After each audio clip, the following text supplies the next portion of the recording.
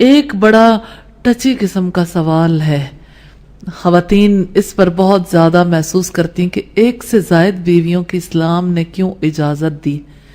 تو ایک ہی عورت سے شادی کرنے کا فائدہ ہے، عافیت ہے، کیونکہ ایک انسان کا ذہنی سکون ایک ہی بیوی کے ساتھ قائم رہ سکتا ہے۔ ایک سے زیادہ بیویوں میں انصاف کرتے کرتے انسان ختم ہو جاتا ہے اور انصاف نہیں ہوتا، انصاف کرنا مشکل ہو جاتا ہے۔ اسی لیے اللہ تعالیٰ نے یہ فرمایا کہ اگر تم انصاف نہ کر سکو تو ایک ہی کافی ہے۔ اس سے پتہ چلتا ہے کہ ناگزیر ضرورت کے بغیر ایک سے زائد شادیاں کرنا خطرناک ہے، ایک سے زائد شادیاں نہیں کرنی چاہیے۔ ایک سے زائد بیویوں کے فائدے بھی ہیں، عدل کی شرط کے ساتھ خاندانی زندگی کو افراتفری سے بچا لیا گیا ہے۔ آپ دیکھیے کہ ایک فرد ہے جس کی باہر کہیں انڈرسٹینڈنگ ہو گئی، اب گھر والے ہمیشہ مستقل ایک تکلیف میں، ایک خاتون جو ہے اس کو ہر دم یہ بات جو اذیت میں مبتلا کرتی ہے کہ شوہر کا تعلق باہر کہیں ہے، اس کو نہ گھر لا کے بسا سکتا ہے، نہ حقوق دے سکتا ہے، نہ اسے باہر چھوڑا جا سکتا ہے۔ اور ایک فطری بات ہے انسان کے اندر کہ جو چیز ہاتھ آ جائے اس کے مقابلے میں جو ہاتھ نہیں آئی ہوئی ہوتی اس کی طرف الٹ جاتا ہے انسان، یعنی جو نہیں ملی ہوتی اس کی طرف رجحان زیادہ ہو جاتا ہے۔ تو اللہ تعالیٰ نے تعدد ازواج کے ذریعے سے عورت کی عزت کو محفوظ کیا ہے۔ یعنی دیکھیے کہ جو خواتین نکاح کے بغیر رہ جاتی ہیں، بجائے اس کے کہ مرد ان کو کھلونا سمجھ کر ڈیل کریں، اس کی بجائے عورت کو یہ حق دیا گیا کہ کوئی مرد بھی اگر اس میں انٹرسٹڈ ہے تو نکاح کر کے گھر لے آئے، اس کے حقوق پورے کرے اور اس کو اپنا نام دے، اس کے بچوں کو اپنا نام دے، اس کو وراثت میں سے حق ملے، بجائے اس کے کہ وہ اسے محض وقتی تفریح کی چیز سمجھ لے۔ جیسے مغربی دنیا میں عورت کو ایک کھلونے سے زیادہ وقت نہیں دی جاتی جس سے کچھ دیر کے لیے کھیلا جاتا ہے اور اس کے بعد اس کے حقوق ادا نہیں کیے جاتے۔ تو عورت کو ایسے مواقع سے بچا لیا گیا جس کی وجہ سے اس کے ساتھ توہین آمیز سلوک ہو، اور عورت کو اللہ نے ظلم سے بچا لیا ہے۔ فطرت کا اصول یہ ہے کہ جو عورتیں ہمیشہ مردوں سے کہ عورتیں جو ہے نا یہ مردوں سے ہمیشہ زیادہ رہیں گی، اس لیے صحت مند معاشرہ قائم کرنے کے لیے ان سب کی مناسب انداز میں جنسی تسکین کے لیے یہ ضروری ٹھہرایا گیا کہ ایک مرد ایک سے زائد شادیاں کر سکے۔ اس سے مرد کو بھی لگام رہتی ہے اور عورت بھی معاشرے میں باعزت مقام حاصل کر سکتی ہے۔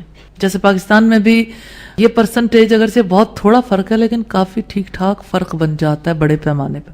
مثلا اگر عورتیں 51% ہیں اور مرد 49% ہیں تو اس کا مطلب ہے ہر 100 میں 2 کا مسئلہ پیدا ہو گیا، یعنی 2 خواتین کا، اور 1000 میں کتنی کا؟ 20 کا، اور اسی طرح سے 1,00,000 میں کتنی خواتین کا مسئلہ پیدا ہو گیا، یعنی مسئلہ موجود ہے۔ اس وجہ سے یہ حکم جو ہے یہ انسانی ضروریات کے عین مطابق ہے کہ کہیں بھی یہ ریشو ڈسٹرب ہو سکتی۔ دوسرا پہلو یہ ہے کہ اگر کسی کی بیوی بانجھ ہو تو دوسری شادی کی ضرورت پڑ سکتی ہے۔